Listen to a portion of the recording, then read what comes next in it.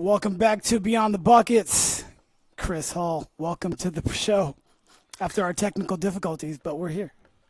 Hey, I still say this is the best opening. This is good, man. This is a great start, and you have a great podcast. Excited to be here. Thank you. Well, I do want to start the show off with a bang, so why don't you tell everybody something that they may not know about you? Yeah, so one of the things that people may not know is you can tell on a Zoom call, a podcast video. I'm so in the Zoom world, it's just crazy. I'm 6'7", so not everybody knows that. I played college basketball at Denison University, but what people may not know is that I was cut from my freshman basketball team. I didn't make, not like I'm from Chicago. I'm not like Michael Jordan who didn't make varsity. No, he was infinitely better than me. I got cut from the freshman A and the freshman B team, Wow. but was lucky enough to work hard. I had great people in my life to help support me through that. Ended up making sophomore, then varsity as a junior and senior, and went on to play college basketball. But that's something that not everybody knows about me, is how I got cut. Not one of the fun things to share to somebody about how your dreams were dashed at 14. Yeah, that is a tough thing, especially, getting, something that you obviously really wanted, and now you are not getting that. And that's one of the things that I want to teach my kids, and it's okay to fail if you, and it's not okay if you quit. And you didn't quit, obviously, and you ended up having a college basketball career and didn't make your freshman team. And not a lot of people can say that. I know so many people that may have played or tried to play and didn't make it, and they end up stopping. And to your credit, you continued with it and made a good career for yourself. Yeah, I think I want to echo that. I have 4 kids myself, and that's one of our I have guiding principles in my life, and one of them is to risk failure. The idea is try your best no matter what, and that's all that matters. If you try your best and you fail, it's all good. Pick yourself back up, learn from it. But I think there is something that was my biggest lesson learned my freshman year. Was it wasn't that I didn't make the team or that I was cut. That wasn't what was like the most eye-opening thing to me, but basketball was my identity, and I felt like I was always worried about what's someone going to think, what's someone going to do, should I shoot this shot, what if I miss, and it wasn't until after that, and actually until I was in college and even a little bit after, where it's like, no, shoot your shot, goes in, it doesn't, it's only going to go in 40% of the time from 3, whatever it is. It's this idea of you got to put it out there, you got to risk it, you got to go for it. Right. Bill Walsh has a book, and he talks about the score will take care of itself. It's one of my favorite books of all time. And if you do the right processes in order to be successful, the score will take care of itself. And that's similar to the to what you use to kind of motivate yourself. And I think that's important for people to understand, is it may not go right all of the time, but the law of averages are going to go in your favor if you've actually put in the work. And we talked a little bit on our pre-call about Steph Curry, about his pregame routine is extremely strenuous, but he's putting himself through stress so he can compete during the stress. Yeah, that's one of the things I've always loved about high performers, is their preparation included. Yeah, I think that I don't know. I have 4 kids. I don't know if I would rather take my kids to a game with Steph or to see the pregame, just because it's like everything's with a purpose. That Bill Walsh book is a great one. Another one that I've really enjoyed that really has talked to me about mindset is The Inner Game of Tennis. It's not about tennis. Yeah. I think it's Tim Galloway, if I'm saying it correctly. It is. That's another great one, just about that was just so helpful for me during the pandemic. I'm an old man playing basketball now, but this idea of how do you approach things that are difficult? How do you really be able to get into that reflective mind state so that you can really perform? Well, that book also helped me a lot, just kind of watch and observe more, because a lot of the premises in the book were talking about just letting them feel it out, or they talk about musicians and things like that, where you can feel what they're doing. And the player, if we're talking about coaching, I've been able to see that be directly applied to my coaching philosophy, where I'll just sit back. Phil Jackson, who's one of the best coaches of all time, obviously coached your Bulls back in the day and Lakers as well. But he would let the players play through those timeouts so often. And, we're built as coaches where we got to control it all. And they used to call it joystick coaches back when we used to play. And now they call it PlayStation coaches, where you're controlling all the movements of all 5 players at all times.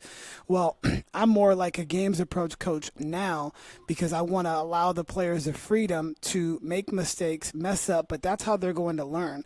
If we blow the whistle every single time they don't jump to the ball, for instance, and you talked about on a pre-call about your defensive strategies, right? Lack of defense. I could put the ball in the bucket, but I could not guard anybody. That's what I'm saying. So if we allow them to make those mistakes and maybe let them self-correct or correct after the moment has already passed, then they might have the ignition to continue to learn. It's really interesting. It's interesting you mentioned that, because one of the things that we did at Otus, which is we'll get into, but even it's not even just basketball. We're putting our company through a little bit of a reorganization, and through the reorganization process, there was this debate I was having internally about, do I dictate everything out? Do I say this is how everything's going to work? It's kind of coming up from down high. And what I instead instilled, and I really didn't realize why, but maybe it was all these books and things, but I really turned it over to the teams. I said, here's our end goal. This is kind of like the vision we want to get to, but the process we are going to use to get there, the process that you guys are going to implement, like I want it to come from you. Like I'm not the one living the day in, day out. I'm the one helping you. I'm the one facilitating, guiding you. And it was interesting because during the first few weeks of our reorganization, there was these questions of like, hey, how are we doing this? How are we doing that? I was like, no, you know what we need to do. You know the end goal. Right. I can help define that, but how do you want to get there? And it's funny because just, I can't believe we're in May right now. Time is such a loop. But just here in early April, which is about a month ago from right now, I got reports back about how even though the process was like a little bit nerve-wracking, they were a little unsure where they were, it was so helpful that they were the ones to lead themselves through it. Because now, as we put new projects and features through our process in terms of building our software, they feel more comfortable because it isn't like a playbook that I handed them. No, they had the framework in place, and now that they lived it, they're just it's so much more successful. And I didn't even put those together until you really talked about your coaching strategies. Yep. About that with Phil and all them. Again, playing through those moments is so valuable. Getting through those moments really can be impactful. Well, I think that's a great leadership strategy in general, is allowing people the ability to figure things out, because the way you do something, Chris, is going to be the way different than I possibly do it. But that doesn't mean it's bad. It just means the job gets done a separate way. And so if we are trying to get to this end goal, it doesn't really matter if you take 15 turns this way and this person takes 15 turns that way. They end up getting to the same place. And that is really our ultimate goal, whether it be in the athletic field, in the business field, in our relationships. Some of us might not comprehend something this way, but when you put it in this light, oh, okay, now I understand, where we can break it down a little bit more. And as I've gone along, as a boss, as well as somebody where I do work for people as well, I found that is the best way to lead, where you allow them the autonomy to say, okay, this is what we want to do. However you want to accomplish it, you go ahead and get it done. Now, if they're falling short of that accomplishment, then obviously we need to, have some discussions. But most of the time, if you've been successful in one area, you can usually be successful in multiple areas. That's just how you're wired. If you fall short in multiple areas, it's usually because you're skipping the steps necessary. Back to our original Steph Curry point, that if you put the blocks in place, however you put them on, eventually it's going to build that house. And I think that's something that you're obviously doing with Otus, and that would be a great segue, unless you got any more comments on that. No, definitely. I can segue into, do you want me to give a quick description of what is Otus for those here on your podcast here? Yeah, why don't you break it down for what is Otus? And because It's funny if you are out at a gathering post COVID or pre COVID, right?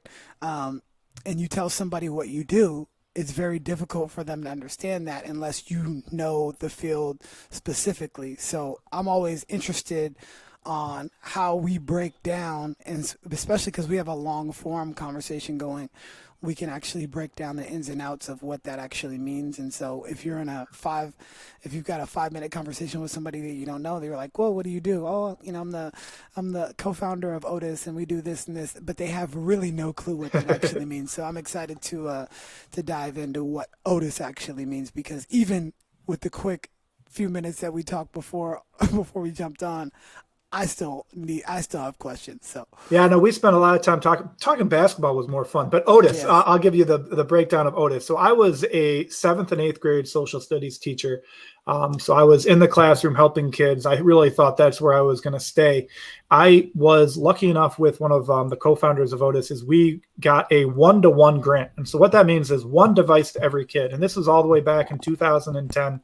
During the 1-to-1 grant, we had the rollout, and it became evident that the device alone wasn't going to transform anything. Again, for those, it's just a technology. It's just a tool. It was just something that they had. And what became apparent was that there needed to be something else. And so what ended up happening was we ended up building Otus. And so we built Otus. And so Otus is a student performance platform. It helps you teach, grade, analyze, and plan to maximize learning for every single kid. So we have like a one-stop shop where you can get pretty much any tool you need. So within Otus, we have the ability to teach. With COVID, I think way too many people know what it means to teach their kids with remote learning, but we have all of the things of what is known as a learning management system. You can facilitate the learning through Otus. So you can give activities, you can give lessons, you can give students can write blogs. You can be able to track attendance and behavior. You're able to take all of that within Otus. In addition, we have a really robust assessment engine. Assessment's a really fancy word. It just means measuring learning. Where is my kid at? What are they learning now? And it's this idea of it's kind of like it's a grade book, but it's tied to more than that. It's almost like a scorecard in basketball. You want to know where you're at. You don't want that to be the sole focus, but you kind of want that as a mile marker or a benchmark to be able to reach. So we have an assessment engine that allows you to measure where kids are at. And then we have this ability to take information that doesn't live in Otus and bring it in there so that when you analyze information about a kid, it could be, what are they passionate about? What were they doing last year? What were their assessment? Like, how did they do on the state assessment, the ACT, the SAT, maybe the NWA, or in California, it's called the SBAC, Smarter Balanced Assessment. What are all these things? You put them all together. So you now have a much more comprehensive profile. It's kind of like the back of a basketball card, but not just what used to be on the cards when I was growing up. It's like the full out NBA profile page where you get the advanced statistics, you get all of this information. And our final feature is this idea to plan, to be able to put each kid onto their own progress monitoring plan so you can identify what do they need, and then you can be monitoring that, measuring that. And what all of those tools together do is it allows you to create this infinity loop so that you can all of a sudden say, okay, these are the activities you need to learn what we've identified. Now I'm going to measure you on that skill. So again, basketball is like, man, you need to be able to work on your handle. You're really you're struggling bringing up the ball. All right, so we've identified the skill you need. Now here are the activities you're going to do. You're going to go game speed. You're going to be doing this. I want you to watch this Steph Curry drill. Now I want you to practice, not just once a day. Now we're going to measure that. Maybe it's this idea of like, how quick are you able to do the cone drill, or how quick are you able to bring the ball up against the defender? Maybe you want to measure how many times you're pickpocketed, which hopefully is not often on the basketball court. I was always the most embarrassing thing as a former point guard. That was always something I always wanted to avoid. And then you analyze all that information. You might be looking at their game information. You might be looking at those practice statistics and measurements.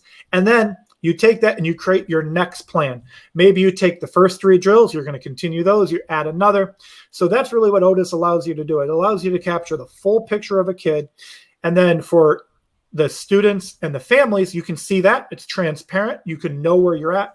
And then for the administrators who are leading everything, you're able to see not just one individual kid. You might be able to see a trend.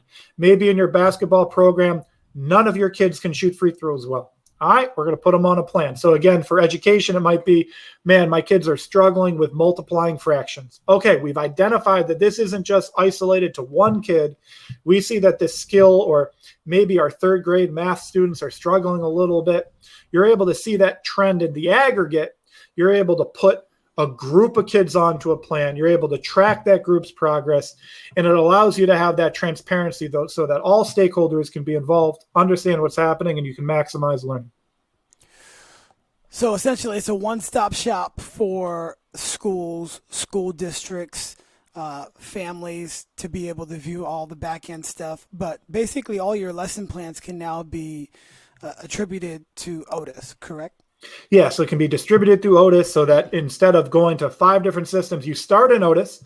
Maybe you go to a YouTube clip. Maybe you go to some other site that you're going to. Yeah, but at least you have a home base. It gives you a home base to kind of work from. Got it. And so you can outline your entire year or entire quarter or semester on Otus. And so, our school system they use Power School. And so Power School is where you do the grading and reporting of daily attendance and things like that. But you're saying that Otus can do all of those two things. Yeah, so if you look at Power School, so Power School is a student information system. So we can do a lot of that. But if you guys use Schoology, which is sometimes part of Power School would be needed for the rostering. So like, this is the class they're in, but then the rest of it would happen in Otus. So that, yeah, here's your learning, here's your activity, here's the grades. We can send those grades back to Power School automatically, so you don't even have to do that. And then it's those two things. And then another analogy would be, again, the history teacher, I always like analogies. It's like you're wearing a Fitbit or an iWatch or a Whoop, if you're wearing a Whoop band, so that you might plan out what your activity is going to be, but then by doing it in Otus, we're capturing that data for you. We're going to be able to say, hey, this is what we're seeing, this is what we're noticing, so that you're able to iterate for those final tests and quizzes, and then those can be sent back to the SIS, like Power School. So it allows you to have something that's much more navigable, instead of like some of these other systems that might be harder to use. We put a lot of time and effort, so the ease of use of Otus is really, really a low bar. Again, I was a teacher for 11 years. I have 4 kids, so it's like my daughter uses Otus. I taught in the district that they use Otus, so it's one of those things that a family, I use Otus, so it's everybody's talking the same thing. You're able to see it and have those conversations that are so meaningful. So I'd like to start. Obviously, you identified the problem and you found a solution to come up with all these problems that schools were having, and interactions with from the district to the faculty to the student body and their parents. So once you figured out what you wanted to do, how did you start to execute? Because you had this end goal in mind, and you're going to reverse engineer this new way to look at education, and you're going to have this, is it online repository where you have all of this information that can be gathered and be used to effectively help learning. That's essentially what you're doing, if I'm saying that the correct way. So where did you start initiating these sort of things? Yeah, so you definitely nailed it, right? This is the job of a teacher is so complicated and hard, right? But when you boil it down to it, is your best teachers are the ones who know the kids the best. So we want to be able to empower that. And to empower that, it really meant we had to focus on that student and that teacher relationship. It's one of those things where if as a teacher, if I knew something about a kid 3 months into the school year, it's like I had that lost time. So what we started with was we understood we had this idea. We wanted to have one platform to be able to teach, grade, analyze, and plan. Okay, cool. That's the end goal. We now have that like North Star. We have that guiding light for us.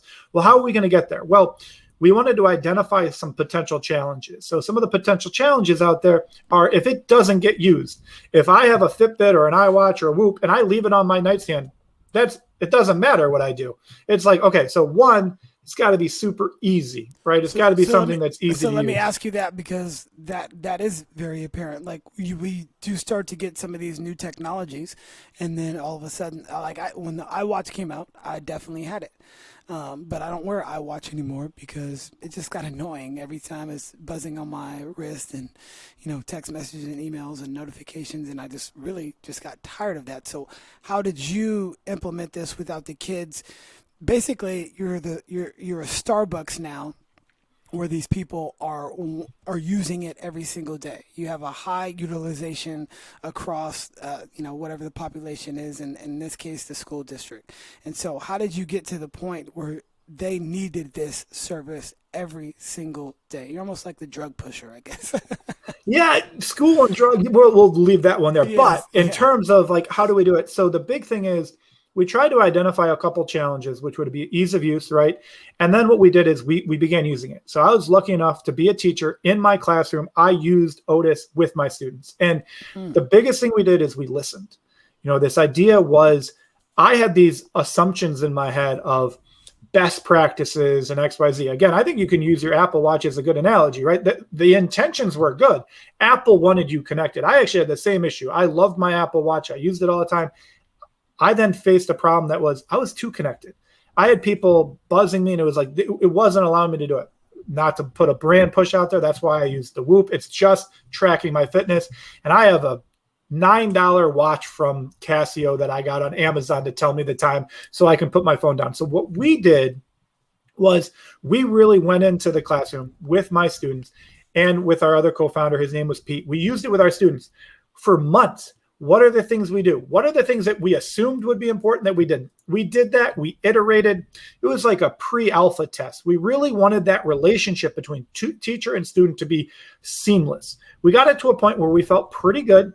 And then we opened it up to more people. I began having some of my colleagues use it. They gave me more feedback. It really worked in the social studies room. Did it work in the science class? That's a different atmosphere. You're not always maybe doing everything online. What about the PE class? What are we doing? So we began to expand out, got even more people using it. Really, we were super fortunate. The other co-founder, his name's Andy. He's been the one financing Otus. He's allowed us not to be rushing just to monetize things. He understands the end vision is maximizing learning. He thinks with that type of platform, you're going to be able to change the world. And I really believe it. So we were able to take the long view here and say, okay, let's make sure it's super easy to use. Let's start in the middle school. Then we went to the K-5 building. We actually found that one of the challenges we faced is it was actually 3-5 was more successful than like K-1-2. Kindergarten, first, second grade, that was a different little bit of information. We then pushed into the high school. What are some of the differences? We then identified our system was going to work really well in the K-12 space. We're not going to be as good in the higher ed space, so let's focus K-12. That's where we have this really key piece where the student and teacher are in the classroom every day. We then had, that was 2013, 2014. We were focused on that, listening, giving demos, going into classrooms, watching, learning, gathering feedback, really being open. Every bit of feedback was taken into consideration. Once we felt really good about the student-teacher relationship, I thought we had, and this is again where you kind of have these moments where you have to be honest with yourself. Again, we talked about my pillars, my guiding principles. One of them is being honest and transparent. I thought we had it. I'm like, man, we got the student-teacher relationship. It's going to be great. We nailed it. We then in 2015 brought on our COO. He was an amazing EdTech leader in a company that went huge. It was like a unicorn. He was really the fourth employee there. We then began to say, we need to test out what the admins are going to buy, because who is our purchaser? It's the admins. We need the entire district to use it. We went to the admins. We're like, hey, this is what Otus can do. We had built up to the level of admin. And we quickly found in the first pilot, man, we were wrong. Admins want to use this differently than what we thought. So luckily, we still had our teacher users, and we luckily said, okay, we're not in a rush. Let's listen to it. We got admins to pilot Otus. We gave it away for free. And it's like, you're giving us the resource of you telling us what you need. That's going to be enough value for us. We then began building out the idea of support. We understood that teaching is not something that you can learn how to use a system within an hour or two. We provide chat support pretty much the entire school day. Somebody will respond within 10 minutes, so that if you're all of a sudden trying to roll something out to your kids, we're there with you. So we noticed that was something we needed. We also noticed that some of the ways admins wanted to look at that aggregate information needed to change. So we then were able to take a year, which is crazy to think back of now, and we were able to adapt and iterate on our admin experience. So really looking back to, summarize your really good question is like, how did we do it? We really focused on understanding that we are never going to be perfect. I could think we have a perfect feature, but that would be naive. We understand that there's always room to get better, but we have this North Star. We know what we want to do. We want to be an efficiency platform for teachers and for teachers and students. We want them to be more efficient and effective at what they do. And then for our administrators and families, we want to be a transparency platform. We want you to be able, you said you have 2 kids. It's like, if you were to ask, how are you doing in school? My young kids are going to be like, I'm good. It's fine. What you learn? Stuff. That tells me a lot. That really gives me a lot. So we want to be able to expose that. If you have an admin, they might have 100 teachers that they're trying to help. How can you get into 100 classrooms? But if you make it efficient and you can see it in Otus, you can begin to have those moments of, hey, let's do some PD. Let's have some growth moments. Let's really work on that. And so we're continuing to do that. We were thrown for a little bit of a curveball with COVID, right? I think how we facilitated learning, how we taught changed. Luckily, we were pretty close. We were pretty flexible to start. But yeah, that's a long-winded story. Sometimes the history teacher in me comes out and I feel like I'm lecturing. I don't want to do that on your podcast, though, Chris. So definitely ask questions. But we really listen and iterate is really the simplicity of what we try to do. Well, I really like the fact that you didn't skip steps, because you could have easily tried to push out a product that was, not sufficient enough to the level of what you were actually looking for your ultimate goal. And from there, you just brick by brick by brick to piece everything together, and understanding it's not going to be perfect, but if you get somewhere close to that, that's really all you're looking for. And tomorrow it could all change, and so you're going to have to adapt and change your process. In the light of COVID, I'm sure you guys had to pivot 3, 4, maybe 5 times just to make sure that everything was still running smoothly. So what were some of your pivot points during COVID? Yeah, so I want to jump back, because what you said I think is so valuable, and I think it's something that took me a long time to learn. You can get a project to like 85, 90% completion really pretty quickly. It's really that last 10%. And then it's like, the last 10% is way harder than the first 90%. And the last 5% is harder. And the last one, it's like the further you go, it gets harder. And it's one of those things where again, you're looking at something, it's like my 3-year-old can dribble a basketball a couple times, but to become it's like she could focus on that, but it's like, that's the part that's hard. So in terms of COVID, one of the things that really was, we were in the ballpark. We were at that 85, 90%, that 95, 85, 90% completion, even with COVID. The idea is like, oh yeah, we have the basic tools, but simple things that when you look back weren't that simple. So we have this feature which is our lessons. So it allows you to have a playlist of activities. So it's like, hey, do this playlist of activities, watch this video, read this PDF, link out to this, curriculum, read this textbook, or meet with this person, blog. It's just like a playlist of activities you can go through. Well, pre-COVID, it was being used. It was being used in this way that was much more like loose and kind of fluid, where it's like, hey, this is kind of our like guidelines, but a lot of the in-class facilitation wasn't put into our lesson feature. It was being done by the teacher, talking to you, here's how it is. You could put it online, but teachers didn't really want to because they'd rather deliver it themselves. Well, with COVID, that all changed. They had to document everything online. So some of the little things in our lesson builder, where the number of characters you were allowed, that had to be increased because people wanted to put more robust directions. And one of the other things that happened was, in the past, there weren't things that were linked completely. So you would have a lesson, but the test, the teacher would facilitate. So it'd be like, okay, Chris, I see you finished. Let's have a review. Let's talk about this as a class. XYZ is happening. With COVID, all of a sudden they needed a seamless, here's your activities and your assessments right here. But one of the things that happened, it seems like a really simple fix, but our assessments are really customizable and tailored to the individual. So it's kind of interesting to look at that because, okay, it makes sense that we have this workflow that's seamless. Start an activity, end with the assessment. But in the past, that ending with the assessment wasn't needed because the teacher wanted to make that transition. COVID made us need to add that assessment into our lessons. And that's something that we did this fall. But it was like, I didn't even realize that we were missing that 5 to 10% because it wasn't even needed with the previous situation. And some of it was going on from some other situations. But yeah, it was things like that where it's like a slight change where all of a sudden like the intensity goes up or the game situation changed a little bit. And it's like it exposes an inefficiency that you might have had. Wow. Makes a lot of sense to me. At what point, so when did you start the company? So the idea started in 2013. So that's like a lifetime ago.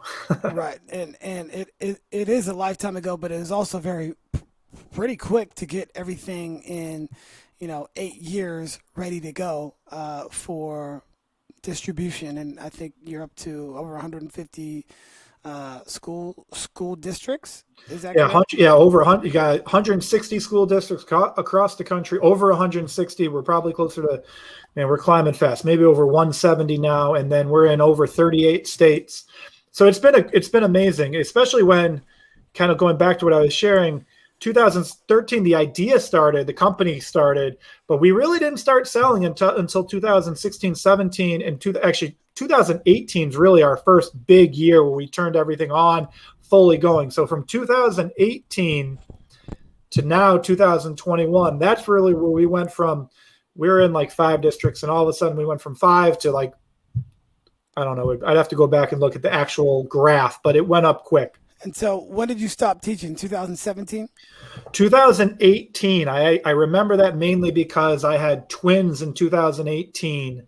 So I finished the school year 2018. I had 4 kids under 4, and I was doing teaching in Otus, and I was like, this is too much. So I left that year, that spring in 2018. I left full time to go Otus. And so that, in my opinion, is a critical juncture because a lot of people have very similar situations where they are doing 2 things that they really enjoy, and then they have to double down on one of those if they're going to see some really, really great potential. That's where the risk comes in. That's where the entrepreneur spirit comes in, because you have a steady job that you were working on, but you see the potential for this new thing, and you have to eventually go all in on it. And I was in a similar situation because I was in sales for, I had one job out of college, and I was a behavior specialist. I did that for maybe half a year, and it just wasn't me. I wanted, my undergrad was in psychology, and I'm like, okay, well, I want to be a sports psychologist. And how do you do that? You start to work with, developmentally disabled students. And so I started to do that, and I just found out it wasn't for me. So I got this sales job, and, I quickly, it's either sink or swim. And I started to actually thrive and did really well, but it wasn't my passion. I was still able to coach because if you're selling, you have plenty of opportunities to do whatever it is that you want to do on the side. So in between, I would still coach. So I started coaching at my previous high school, and then it just transpired from there. Then I got to a point where I started a club basketball program. I've got this really great job, but I can't be great at this great job anymore because my other focus is elsewhere. I'm more passionate for these other things that are going on, and mainly teaching as well as coaching. That's always been something that I wanted to do, but how can I make sure I monetize this in order for me to be able to do that? And so it took me 3 years to work both until I could get away from the sales job. And my wife had just got a new job, so that helped. And then I could go over and teach. I could teach at the high school as well as continue to run our clubs and continue to run the other businesses as well that I was doing on the side. And so, but that rubber met the road, and I've never been happier because I don't feel like I'm working anymore. I feel like I enjoy every single day, whether that be teaching in the classroom, whether that be doing the businesses, whether that be, at our training facility. All of these things are now centered around basketball, which is my ultimate passion. And I was able, but it didn't, like people ask me all the time, well, were you just able, I wasn't able to just pick up and just stop. So I'm always interested on how other people decided where that rubber meets the road. And it's like, all right, I got to go all in on this. And this is the moment now. I can't wait any longer to basically, have your feet in the water over here and also over here. And, one of them are going to suffer, if not both. Yeah, that just hit home very much for me, because what ended up happening for me was I love teaching, like helping kids, helping them get that aha moment. I don't know if there's anything better than that in the world. It could be from when you're coaching and you finally, it clicks of how for them to release the shot, or if you're teaching them how to critically think and all of a sudden they just like unlock something. That was the best. And it was incredible. And I'm hoping that Otus can help with that. But what ended up happening for me was I never wanted to become not a great, I don't know if I was ever great, but like I never wanted to be a bad teacher. I never wanted to all of a sudden fall off. And it was getting close. And it's one of those things where I really hope that all my students know and I left them doing a great job. But it was getting close to where all of a sudden, what am I going to do? And all of a sudden, I had 4 kids. I'm like, that's going to pull time. And then the real rubber to the road hit for me where it was I had a choice. I either had to let go of Otus. And we have an amazing team. The team would have thrived without me. But it was this thing where it was kind of, I want to know if this idea that I collaborated on, that I saw from the beginning, I wanted to know, is it going to work?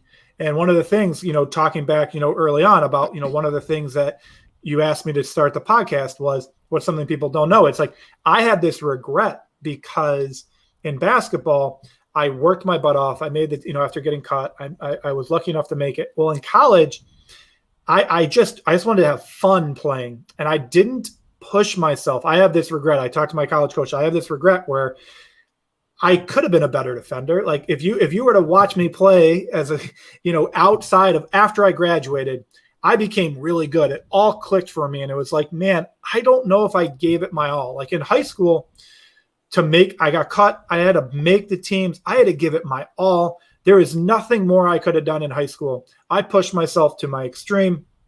So proud of what I was able to do. In college, I wanted to play. I had a nice career, but there were moments where I'm like, I could have pushed myself harder there. I could have done more. And so when I left college, I told myself, and I reflected, it happened a couple years after college. I realized what I left on the table on basketball. And you're never getting that back. I can't go back to playing college. Like I'm old man. I told myself if I ever had the opportunity again to see something through, I wasn't going to leave it on the table, so to speak. So in 2018, we were beginning to gain this traction. And I told my wife, who's absolutely incredible, she saves my life. And the idea is I have to leave it on. I got to put everything into it. And so that's what happened in 2000. Like that's what happened with Otus. And it was like, I wasn't going to get another opportunity. I wasn't getting an opportunity to have another idea. Maybe it does, but I'm assuming it won't. I don't know if I'll have another good idea like this. And, collaborating, it wasn't only mine, it was our entire team. So I said, I have to go all in on it. And that's what I'm pursuing, right? It's pursuing, is this idea what I think it is? Is it going to lead to this, real maximizing learning? Is it going to level the playing field? I really think it is. But the only way I'm going to know is if I leave it all on the table. If I put everything out there, I can't leave anything behind. So I left behind teaching, which I love. I mean, teaching is incredible. I always envision, I always tell people, once I do see Otus to the conclusion that's meant for me, I will be going back. I just love helping kids. I love teaching. But yeah, you have to have that moment because if you're split between two worlds, you're going to leave something behind. You're not going to be able to give it your all in both ways. Right. And so were you able to monetize as soon as you left with Otus? or did it take some time? For people listening, like it doesn't just happen right away. You know, it didn't happen right away for you in high school. It had to take some time for you to get to where you wanted to get to, and you ended up playing in college. And so many people want it right now. I mean, what's the best meal? It's Thanksgiving, it's Christmas, it's Easter, it's all of those things, and it takes a while for those to get done. You can't just pop it in the microwave and it's there. How long was it for you? Because I didn't pay myself for the first 5 years of Top Flight. I didn't pay myself. I was, making sure that everybody else was taken care of and things like that. And, eventually, okay, we've saved enough. Now you can pay yourself. I didn't need to pay myself at that point. Prior to that, so luckily, I had made good financial choices, but I hadn't gone all in on the whole thing just yet.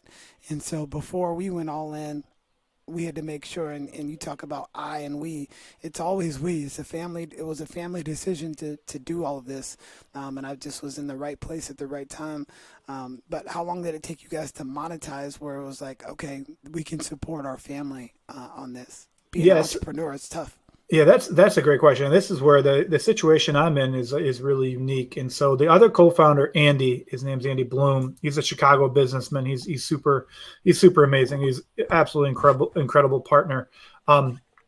He's the one who's invested in Otus. He's been able to be successful enough to where software is really kind of a crazy game, a crazy situation where you're often raising money for future work. Right, we're expanding, we're growing.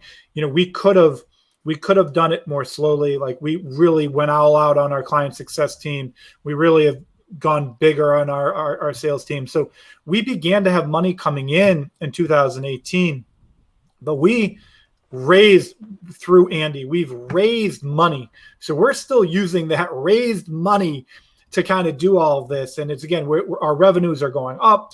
We have sales going up, but it's still this kind of moment where you'll kind of read about it in the paper where it's like, oh, wow, there's a Series A, a Series B, like there's these funding rounds. And that was new to me. Like that's like so different from being a teacher where it's like, what's my pen? No, it's like, we're in these funding rounds. And it's one of those things where we raised enough money to be able to pay for ourselves this year and next year. And so we're doing that. But yeah, there's, we're still approaching that really big success where we have the runway, so to speak, for the future. But the idea is, in order to continue doing that, we got to continue seeing that growth in our customer base, seeing that growth in our sales, seeing that expansion. And we're lucky enough to be able to have that financing. So we're in good shape now, even with the pandemic. The pandemic is absolutely, even though the needs for education technology is so high, it's just impacted people because school districts get a lot of their money from the public, their local areas, and local areas have been so hit. So it's really a challenging time, and it's really been uncharted territory for school districts. Luckily enough, we're continuing to grow. But it's been an unbelievable experience just listening to some of the things from families, but from other ed tech software companies, just about where we are in this place. But yeah, it's been kind of crazy where we're making money, we're doing well, but we're still in that area where we're trying to grow even faster. Talk about briefly how you are able to help maybe communities that might not be able to afford this service. Over the last year, really, a lot of the things that have been highlighted were the inequities that are taking place within our educational system. And so I look to our school, for instance, Valley Christian was in school in October, and it gave parents the opportunities to pick if they wanted to come back, and they slowly did it. And the kids have a choice. They can either come 2 days, 4 days, or no days. And that is up to the parents and their family decision to make that. But a lot of these kids in our area, specifically at public schools, never had the opportunity to choose if they could go to school or not. And the richer get richer, or the poorer get poorer. So are you guys doing anything like that to help some of these communities and school districts that might not be able to afford the service still utilize this service and platform to benefit them in their education? Yeah, we really are working with school districts to make sure that, accessibility is so important. One of the biggest drivers of this inequity was often the access to the technology or, having a device.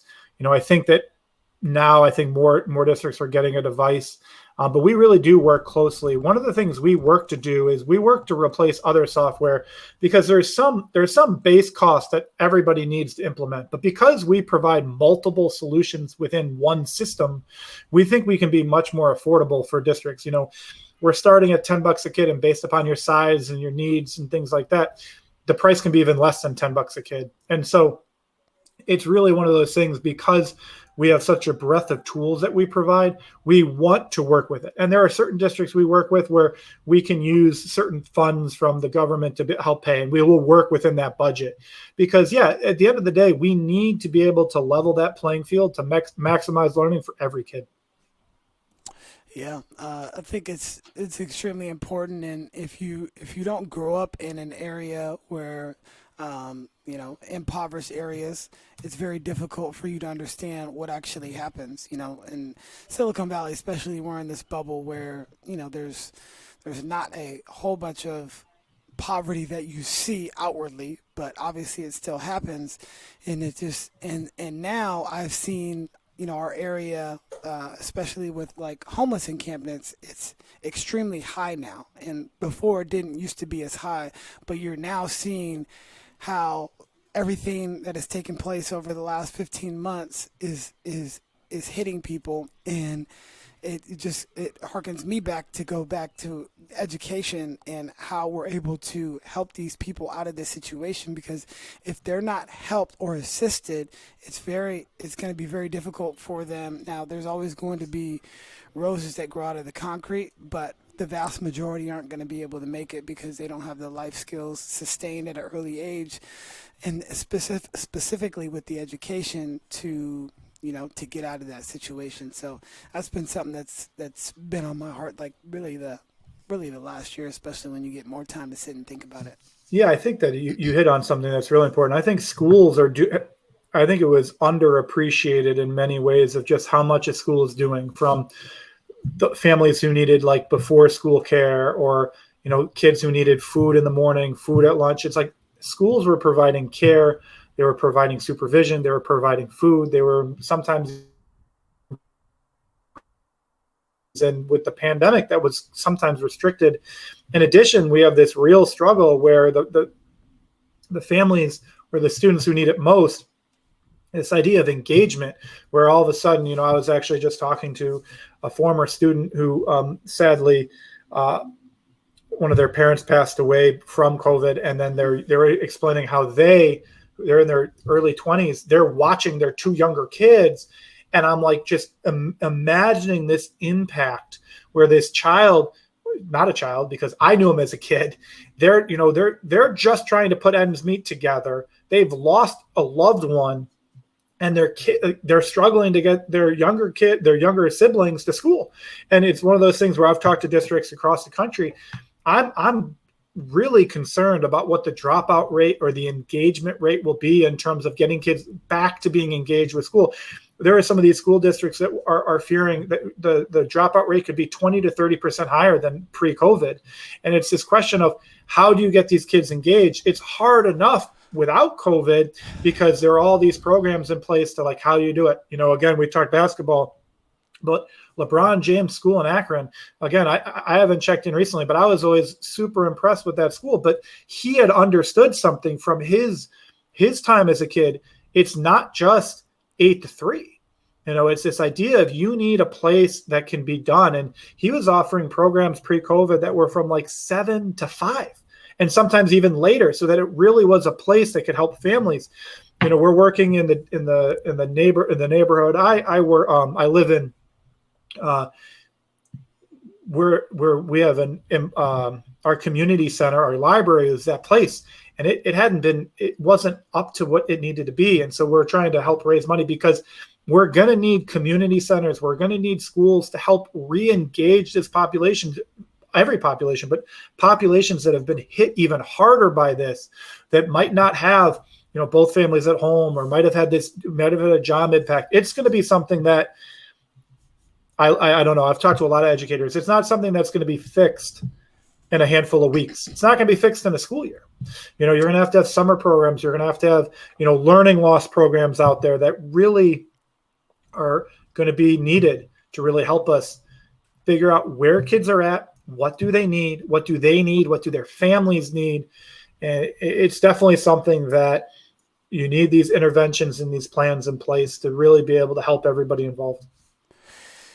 Yeah, I was shopping for my wife at for Mother's Day, and I'm pretty cordial, and anytime I'm out and talking to the clerk, and I could tell he was younger, and I said, "Oh, what do you got going on?" He's like, "Oh, I just got some school later on," and this was like middle of the day, on a weekday, and he was he skipped school so he could work, but he was going to catch up later on, and I'm like, this young man has the motivation to really still do this and still do school. Like, I feel like we're missing the boat on somebody special like this. And you hit it on the head as well.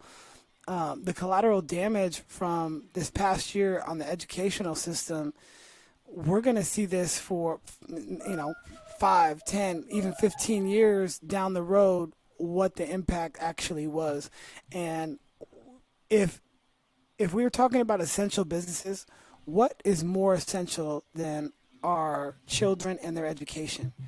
Why, we should have tried to do more, in my opinion, as a country to make sure that we can get these kids back in school. There's still kids that haven't been back in school, and it's been 13, 14, 15 months now. And, I'll get off my soapbox now, but that's just unacceptable.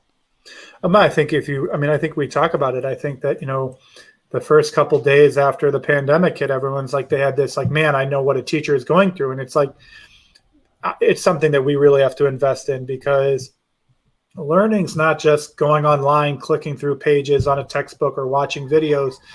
There's that connection that needs to happen. There's this understanding that needs to happen. And it's one of those things where there is something lost. Again, I think that we can do more online. We can go to a hybrid thing. There are things that we can do.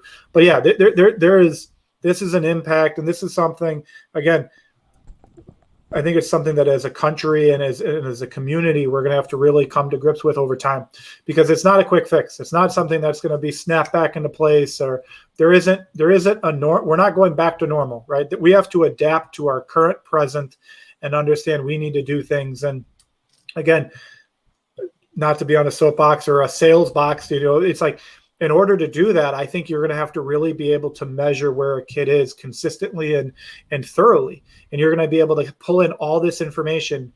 You're going to be able to have these articulation meetings when a kid goes from 7th grade to 8th grade. When you come back, like, what happened? Where was this kid? What's happening? And you're going to really have to be able to individualize some of these plans to be able to maximize the learning, because interventions are going to be needed for every kid. Every kid's going to need to have a progress monitoring plan. Every kid's going to need to be evaluated. Like, where were they? You might have a kid who you didn't even realize had like an uncle or an aunt or a mother or a father or a brother or a sister impacted by COVID. It's all been behind these like closed doors, and we're about to go back to the world. And as a community, we need to be able to have these conversations, and it's really important. So. Absolutely. Well, thank you for having this conversation. Very insightful, and this is the time that you can plug anything and everything that you might have out there, and where everybody can follow you and Otus and all of that. Yeah, definitely. So to learn more about Otus, you go to www.otus.com, otus.com. So otus.com is where you can learn what initiatives we support. We can support things from standards-based grading to learning loss, to district-wise benchmarking. You have an initiative, we most likely can support it.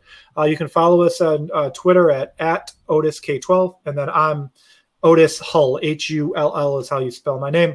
But yeah, all of that is available at otus.com. And just happy to be here. Happy to have the conversation, Chris. It was great to get to know you a little bit in the pre-show and on this talk, and was happy to share what I could with the audience. So thank you again. Definitely appreciate you.